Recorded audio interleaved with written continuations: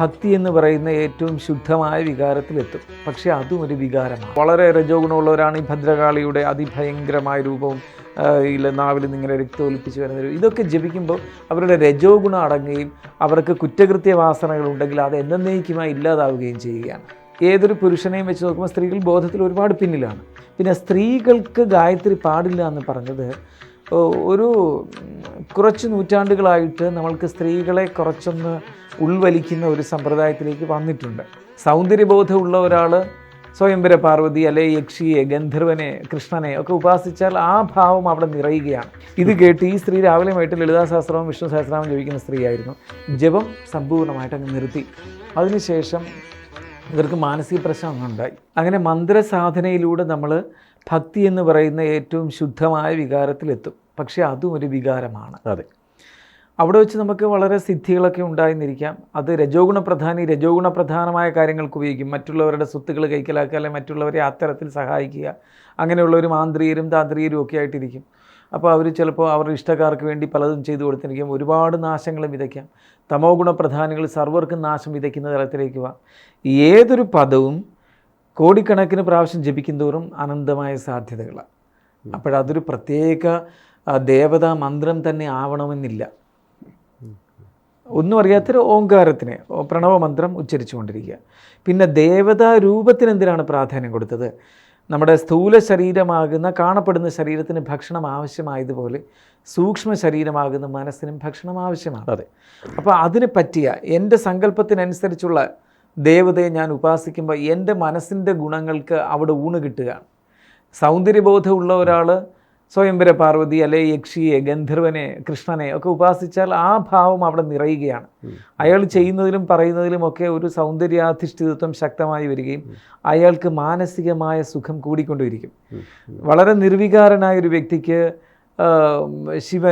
ഈ ശിവരൂപം ഇങ്ങനെ ശിവൻ തപസ്സിരിക്കുന്ന അല്ലെങ്കിൽ ശിവലിംഗത്തിനെ നോക്കി പ്രാർത്ഥിച്ചുകൊണ്ട് പോകുമ്പോൾ അയാൾക്ക് ആ ഭാവത്തിലുള്ളതായിരിക്കും.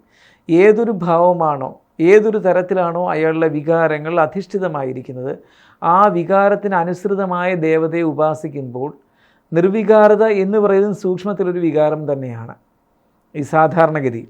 അതിന് സാധ്യതലത്തിൽ മറ്റൊരു അർത്ഥതലമുണ്ട്. സാധനാതലത്തിൽ നിർവികാരത എന്ന് പറയുന്നതിനും ഒരു വികാരപരതയുണ്ട്, ഒരു വൈകാരികതയാണത്. അപ്പോൾ അതിന് പറ്റിയ ദേവതകളെ ഉപാസിച്ച് സൂക്ഷ്മ ശരീരത്തിന് ഭക്ഷണം കിട്ടുമ്പോൾ അതിന് തൃപ്തിയാകും. അയാൾ അതിനപ്പുറത്തേക്ക് കടക്കലാണ് ചെയ്യുന്നത്. രജോ ഗുണപ്രധാനികൾ വളരെ രജോ ഗുണമുള്ളവരാണ് ഈ ഭദ്രകാളിയുടെ അതിഭയങ്കരമായ രൂപവും നാവിൽ നിന്ന് ഇങ്ങനെ രക്തം ഒലിപ്പിച്ച് വരുന്ന ഇതൊക്കെ ജപിക്കുമ്പോൾ അവരുടെ രജോ ഗുണം അടങ്ങുകയും അവർക്ക് കുറ്റകൃത്യ വാസനകളുണ്ടെങ്കിൽ അത് എന്നേക്കുമായി ഇല്ലാതാവുകയും ചെയ്യുകയാണ്. അതുകൊണ്ടാണ് മറ്റ് രാജ്യങ്ങളെ അപേക്ഷിച്ച് ഭാരതത്തിൽ കൊലപാതകങ്ങളും ഒക്കെ കുറഞ്ഞിരുന്നത്. നമ്മളുടെ പുതിയ സിസ്റ്റങ്ങളിൽ ഇതൊന്നും ഉൾക്കൊള്ളിക്കാതെ വന്നതുകൊണ്ടാണ് നമ്മൾ കുറച്ച് പേരിൽ ഇങ്ങനെ മാത്രം പറയുന്നു, എന്തിനോ പോയി തൊഴുന്നു വരുന്നു എന്നുള്ളതല്ലാതെ ഭൂരിപക്ഷം ഹിന്ദുക്കൾക്കും ഇതിനെക്കുറിച്ച് അറിവില്ല. അപ്പോൾ അവരവരുടെ മനസ്സിൻ്റെ ഘടനയ്ക്ക് അനുസൃതമായ സുന്ദര രൂപമോ അല്ലാത്തതോ ഏത് തരത്തിലുള്ള, കാരണം മനുഷ്യ മനസ്സിൻ്റെ ഘടനയ്ക്ക് യാതൊരുവിധ സാമ്യവുമില്ല. ഒരാളുടെ ഘടനയ്ക്ക് മനോഘടനയ്ക്ക് അനുസരിച്ചല്ല മറ്റൊരാളുടെയും മനോഘടന. അതിനു വേണ്ടിയാണ് ഈ 33 കോടി ദേവതകളെ വെച്ചിരിക്കുന്നത്. അപ്പോൾ ഓരോരുത്തരും സമൂഹത്തിൻ്റെ ഈ ഭൂമിയിലെ ജീവിതം കൃത്യമായി മുന്നോട്ട് കൊണ്ടുപോവുകയും പരസ്പരം ഹിംസാലുക്കളാകാതിരിക്കുകയും പരസ്പരം അവർ സമരസപ്പെട്ട് ഒരു കമ്മ്യൂണായിട്ട് നീങ്ങുകയും അതെല്ലാം ബോധാതീതത്തിലേക്കുള്ള വഴി തുറക്കാനും വേണ്ടിയാണ് ഈ ദേവതകളെയൊക്കെ വെച്ചിരിക്കുന്നത്. എന്നാൽ ബോധാതീതം എന്ന് പറയുന്നത് ഇതിലും വളരെ വിദൂരമാണ്. കാരണം ഭക്തി എന്ന വികാരത്തെക്കുറിച്ച് നമ്മൾ പറഞ്ഞു. അപ്പോൾ നമ്മൾ ഗായത്രിയെക്കുറിച്ച് താങ്കൾ ചോദിച്ചതിൻ്റെ ഒരു വഴിയിലേക്ക് വരാം. ഗായത്രി ജപം അനിവാര്യമായിരിക്കുന്നത് ആരൊക്കെയാണോ എന്ന് പറഞ്ഞ് കണ്ടെത്തി പറയാം. പിന്നെ സ്ത്രീകൾക്ക് ഗായത്രി പാടില്ല എന്ന് പറഞ്ഞത് ഒരു കുറച്ച് നൂറ്റാണ്ടുകളായിട്ട് നമ്മൾക്ക് സ്ത്രീകളെ കുറച്ചൊന്ന് ഉൾവലിക്കുന്ന ഒരു സമ്പ്രദായത്തിലേക്ക് വന്നിട്ടുണ്ട്. ഭാരതത്തിലെ ഡ്രസ് കോഡ് പോലും നോക്കുക, നഗ്നതയെ മറയ്ക്കുന്ന അല്ലല്ലോ, നഗ്നതയെ സുന്ദരമാക്കുന്നതാണ്. നഗ്നതയ്ക്ക് നമ്മൾക്കൊരു വലിയ സമ്പൂജ്യത നൽകുന്നുണ്ട്. നമ്മളൊരിക്കലും ശരീരം മൂടിക്കെട്ടിയവരല്ല, മൂടിക്കെട്ടുന്ന സംസ്കാരമുള്ളവരുമല്ല. ഈ ശരീരത്തിൻ്റെ ഓരോ അവയവങ്ങളെയും അതീവ സുന്ദരമായി പുറത്ത് പ്രകാശിപ്പിക്കാനാണ് നമ്മളുടെ പുരാതന വസ്ത്രധാരണം വെച്ചിരിക്കുന്നത്. അതുകൊണ്ട് തന്നെ ആ വസ്ത്രധാരണത്തിൽ നിന്ന് നമ്മൾ നോക്കുമ്പോൾ തന്നെ നമുക്ക് ഒളിഞ്ഞു നോക്കാനോ അതിലേക്കൊരു അനാവശ്യമായ കമ്പം ഉണ്ടാകുന്നില്ല. ഈ രൂപത്തിൽ ഉള്ളതിൽ നമ്മൾ ഒരുപാട് ഒരു റിട്രോഗ്രസീവ് എവല്യൂഷൻ സംഭവിച്ചു. കാരണം സ്ത്രീകളൊക്കെ കൂടുതൽ ബോധവതികളാകുന്നത് അത്ര നന്നല്ല എന്ന് ചിന്തിക്കുന്ന ഒരു സമൂഹം ഉണ്ടായി കാണാം, ആയിരിക്കുമല്ലോ ഉറപ്പായിട്ടും. കാരണം യാജ്ഞവൽക്യ മഹർഷിയോട് ഗാർഗിയും മൈത്രേയിയുമാണ് ഏറ്റവും വലിയ ചോദ്യങ്ങളെല്ലാം ചോദിച്ചിരിക്കുന്നത്. ഇനിയും ചോദിക്കാനുള്ള അദ്ദേഹത്തിൻ്റെ ഭാര്യമാരാണ്, ഇനിയും ചോദിക്കാനൊന്നുമില്ല. കാരണം ഏത് ചോദ്യം എങ്ങനെ പോയാലും ഗാർഗിയുടെയും മൈത്രേയുടെയും ചോദ്യങ്ങളാണ്. അപ്പോൾ അത്രയും വലിയ സ്ത്രീരത്നങ്ങൾ ഉണ്ടായിരുന്ന ഈ രാജ്യത്ത് ഈ ബോധശുഷ്കതയിലേക്ക് സ്ത്രീകളെ നയിച്ചൊരു, പക്ഷേ ഏതൊരു പുരുഷനെയും വെച്ച് നോക്കുമ്പോൾ സ്ത്രീകൾ ബോധത്തിൽ ഒരുപാട് പിന്നിലാണ്.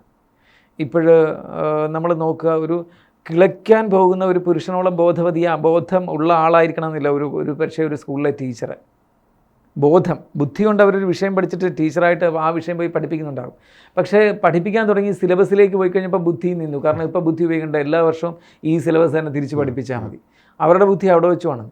പക്ഷേ കിളയ്ക്കുന്ന ഒരാളിന് ഓരോ പുരയിടത്തിൻ്റെ സ്വഭാവം അനുസരിച്ച് കിളയ്ക്കാൻ പറയണം, അവിടുത്തെ വീട്ടുകാരൻ പറയുന്നത് അനുസരിച്ച് പലതും ചെയ്യണം. ഏതൊക്കെ തരത്തിൽ ഏതൊക്കെ രീതിയിലാണ് ഓരോ ഭൂമിയിലും ഓരോ വിളവിനായിട്ട്. ഇപ്പോൾ ചേനയ്ക്ക് എടുക്കുന്ന കുഴിയുടെ സ്വഭാവമല്ല കാച്ചിൽ നടുന്നതിന്, കാച്ചിൽ നടുന്നതിൻ്റെ സ്വഭാവമല്ല നമ്മൾ വാഴയൊക്കെ വയ്ക്കുന്നതിൻ്റെ, തെങ്ങിൻ തൈ വയ്ക്കുന്നതിന്. ഇങ്ങനെ ഓരോന്നിനും ഉണ്ട്. അപ്പം കാലാവസ്ഥ അനുസരിച്ച് വീണ്ടും വീണ്ടും അവൻ്റെ ബുദ്ധിയുടെയും ചിന്തയുടെയും സൂക്ഷ്മതയിലേക്ക് ആ കിളയ്ക്കുന്ന ആളും പോയിക്കൊണ്ടിരിക്കുകയാണ്. അപ്പോൾ അയാളുടെ ബോധം എത്രയോ വലുതാണ്. അപ്പം നമ്മളെപ്പോഴും സ്ത്രീകളെയും പുരുഷന്മാരെയും നോക്കൂ. അവരേത് വിഷയത്തിൽ സ്ത്രീകൾ ഒത്തിരി മുന്നിലാണെന്ന് പറഞ്ഞാലും പലപ്പോഴും പുരുഷനോളം എത്തുന്നില്ല പ്രായോഗിക പരിജ്ഞാനം, ബോധം, ഒരു കാര്യത്തിനെ നേരിടുന്ന സ്വഭാവം, ഒരാളിനെ അംഗീകരിക്കാനുള്ള മനസ്സ്, ഒരാളുടെ ആവശ്യകത അനുസരിച്ച് പെരുമാറുക. ഇപ്പോൾ ബസ്സിൽ നമ്മൾ പോയി കഴിഞ്ഞാൽ ഒരു ഗർഭിണി വന്നു കഴിഞ്ഞാൽ എഴുന്നേറ്റ് കൊടുക്കുന്ന ആരായിരിക്കും? ഭൂരിപക്ഷവും പുരുഷന്മാരായിരിക്കും. പ്രസവിച്ച സ്ത്രീകൾ പലരും ഈ വേദന അറിഞ്ഞവർ പോലും ഉണ്ടാകും. അവരാരും എഴുന്നേറ്റ് കൊടുക്കണമെന്നില്ല. എന്ന് വെച്ചാൽ ആ ഒരു ബോധവികാസം പുരുഷൻ എപ്പോഴും മുന്നിലാണ്. എനിക്ക് തോന്നുന്നു ഇതുപോലെ സ്ത്രീകളെ മന്ത്രോപാസനയിൽ നിന്ന് മാറ്റി നിർത്തിയത് കൊണ്ടാകാം ഇങ്ങനെ വന്നതെന്നാണ് എനിക്ക് തോന്നുന്നത്. അപ്പോൾ ഗായത്രി ജപിക്കാൻ അർഹരാണോ അല്ല അർഹതയുള്ളവളാണോ എൻ്റെ മുന്നിൽ ഇരിക്കുന്നതെന്ന് ഉറപ്പുണ്ടെങ്കിൽ അവർ ഗായത്രി ജപിച്ചാൽ എന്താണ് തെറ്റ്? അതുപോലെ ഞാൻ ഒരിക്കൽ എൻ്റെ അടുക്കൽ ഒരു സ്ത്രീ ഇതുപോലെ വന്നു. അപ്പോൾ അതിനു മുമ്പ് എൻ്റെ അടുക്കൽ ധാരാളം പ്രാവശ്യം ജ്യോതിഷത്തിന് വന്നിട്ടുള്ളതാണ്. ആ സ്ത്രീ പറഞ്ഞത് ഞങ്ങളുടെ ഹരിപ്പാടിനടുത്ത് ഉള്ള ഒരു ക്ഷേത്രമാണ്, അവിടുന്ന് അടുത്തൊരു ഗ്രാമപ്രദേശം. അവിടെ ഭാഗവത സപ്താഹത്തിന് വന്ന ഒരു ആചാര്യൻ പറഞ്ഞു, പെണ്ണുങ്ങളാരും ലളിതാ സഹസ്രനാമം ജപിക്കരുത്. ഇത് കേട്ട് ഈ സ്ത്രീ രാവിലെ വൈകിട്ട് ലളിതാ സഹസ്രവും വിഷ്ണു സഹസ്രനാമം ജപിക്കുന്ന സ്ത്രീയായിരുന്നു. ജപം സമ്പൂർണ്ണമായിട്ട് അങ്ങ് നിർത്തി. അതിനുശേഷം ഇവർക്ക് മാനസിക പ്രശ്നം ഉണ്ടായി. മാനസിക പ്രശ്നം വരും. ജപം ലഹരിയായിരിക്കുന്നവർ അത് നിർത്തിക്കഴിഞ്ഞാൽ സബ് കോൺഷ്യസ് വല്ലാതെ സർഫസ് ചെയ്യും.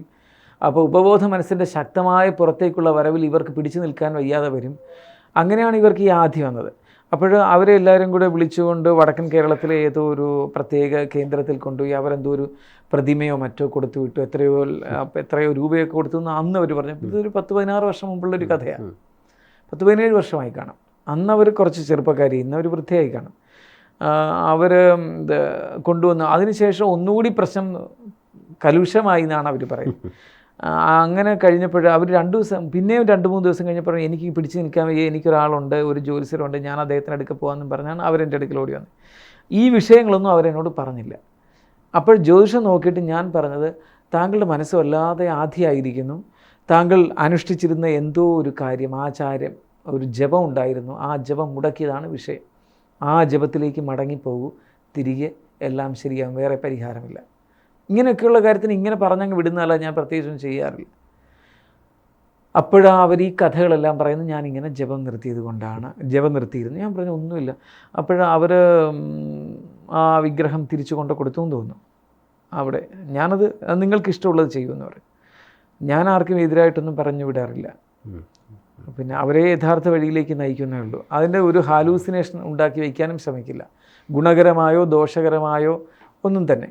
അപ്പം ഞാൻ ആ ഏരിയയെ മിണ്ടിയില്ല. അപ്പോൾ പിന്നെ അവർ ജപത്തിലേക്ക് പോയി, അത് ശാന്തമായി. അവർ പറഞ്ഞു എന്തൊരു മണ്ടത്തരോ എനിക്ക് പറ്റിയതെല്ലാം എന്നാണ് പിന്നെ എന്നോട് പറഞ്ഞത്. നിങ്ങളുടെ ജീവിതത്തിലെ വലിയൊരു മാറ്റങ്ങൾക്ക് വേണ്ടി അബാക് ജ്യോതിഷം നിങ്ങളോടൊപ്പമുണ്ട്. നിങ്ങളുടെ ജീവിതത്തിൽ വരുന്ന ഏതു തരം ജ്യോതിഷപരമായ, പൂജാപരമായ അല്ലെങ്കിൽ വാസ്തു സംബന്ധമായ എന്താവശ്യങ്ങൾക്കും അബാക് ജ്യോതിഷത്തിലെ കൺസൾട്ടന്റുമായിട്ട് നിങ്ങൾക്ക് സംസാരിക്കാൻ ഈ താഴെ കാണുന്ന നമ്പറിൽ വിളിക്കാവുന്നതാണ്.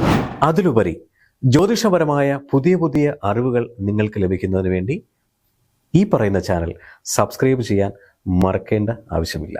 Thank you.